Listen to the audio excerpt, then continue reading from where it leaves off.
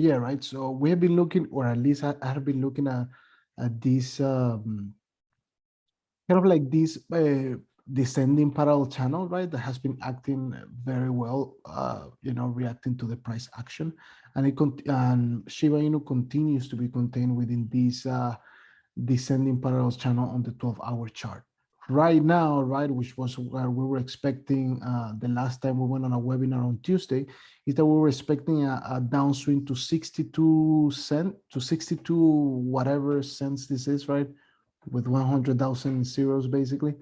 And then from that point, basically to rebound, right? So now that we have that downswing to the 62 level, now we're getting a buy signal on the 12-hour chart. We're also getting a buy signal on the daily chart, right? This is quite significant because it's telling you that, I mean, from a technical perspective, based on this technical indicator, that this is a really good zone to buy some Shiba, right? For you to expect kind of like an upswing to the back to basically the upper boundary of this parallel channel, right?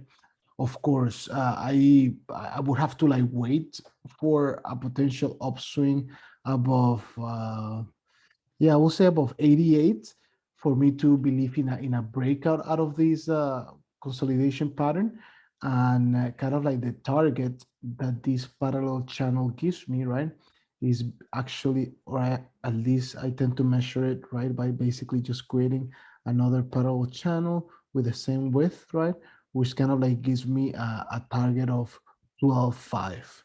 So if we're able to close above 88, then we could potentially go to 12.5. But yeah, I mean, I'm actually leaning a little bit bullish on at least a rebound to 80. Right now it's sitting at 67. I'm actually leaning a little bit bullish for a rebound on Shiba Inu to at least 80, based on both buy signals by the TD sequential indicator on the 12-hour chart, as well as in the daily chart. The way that I will go bearish on it is if we actually close below the setup trend line that currently sits at 64. If we have a 12-hour candlestick close below 64, then I will be leaning bearish on Shiba, and I will be targeting the lower boundary of this parallel channel, which is currently sitting at around 33. But yeah, that's basically my take on Shiba. I don't know if you, Sheldon, are you still looking at that head and shoulders pattern that you've been looking at for a little while? Yeah, I am. I think pretty much it's morphing into something different now. It's tough to say what exactly. The only thing I can really add on this is You can that on share the your screen, 6th. by the way. Okay.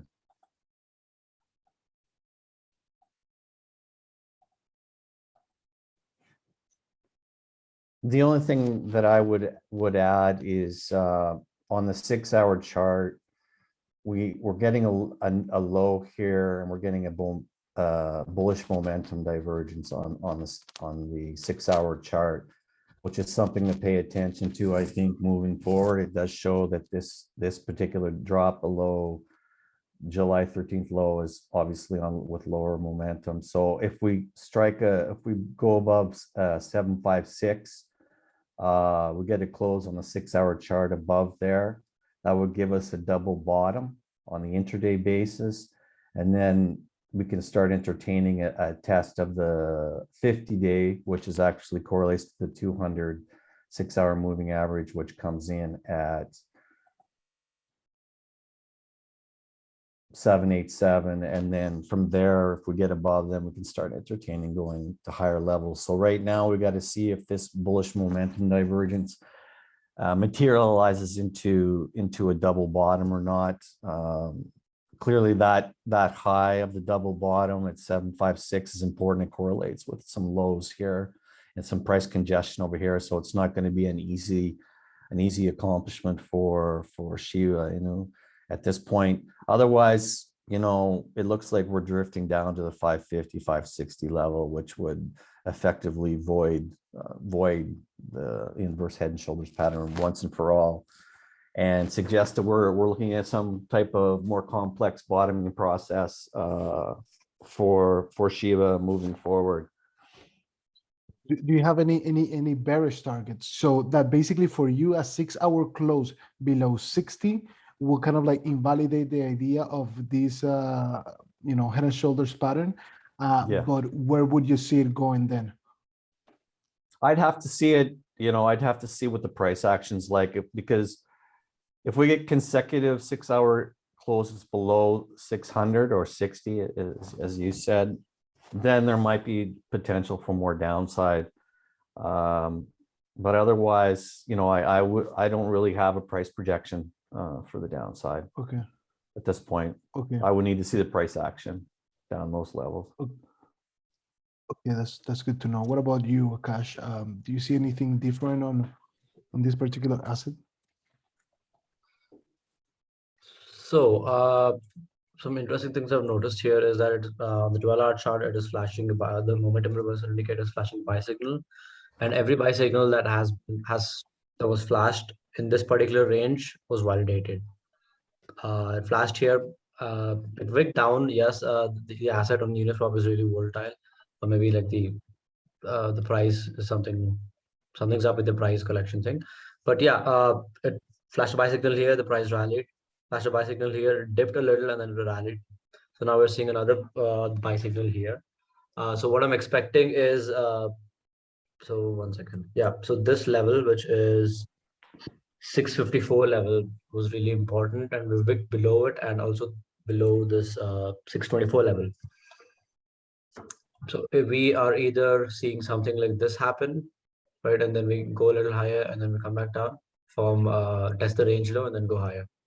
So right now, I'm almost certain that we're going to test the range low, which is another 23% crash from the current position. But what happens here is really interesting. Again, from like a Bitcoin perspective, this could either be a capitulation where we go to the range low, capitulate, sweep some lows, and then capitulate and then go higher, or it's like a full-blown downtrend where we go and fill the gap ranging from 25 to 23. So depending on what it could be, if it is like a normal capitulation thing and when we reverse the direction, I am looking at a reversal at 517 or approximately 420 from here. I'm not seeing, if we're bullish, I'm not seeing it go below this level, right? But if we are, I think we'll go down to this congestion that exists here, 20, which is, oh, wow. yeah, so 420, 220, and whoa, this is really a new low. Yeah, this is even more serious. Yeah, but I don't see it going over here, probably somewhere here. Yeah, like I'm like, I believe that if it breaks, to me it's right now a make or break point, right? Because if it closes on the 12-hour, at least for me, below 64, then we're going to 30, but I think that you have, of course, that low right there from June 22nd or something like that, right? Yeah, and then potentially 41, or 42, which is basically the high from February 19 or something like that, right? Yep. Yeah, February 20th. So it's interesting because you're looking at two potential areas of support, right? That I haven't paid attention to or actually like charted, right? Which is basically exactly that, April 20 high of kind of like 43 per se, and then the June 22 low of 52 per se, right? So those are another two critical areas of support to pay attention to on the way down. But yeah, this buy signal, I gotta say, looks promising because it's also showing on the daily chart. But we'll have to wait and see whether that 65 support level is able to hold. I don't know if you have something else to say about this cryptocurrency? No, nothing really. Just that people who are trading right now need to keep a very close eye on what Bitcoin's going to do. And I think if they do that, then they'll probably get through this easily. Yeah, this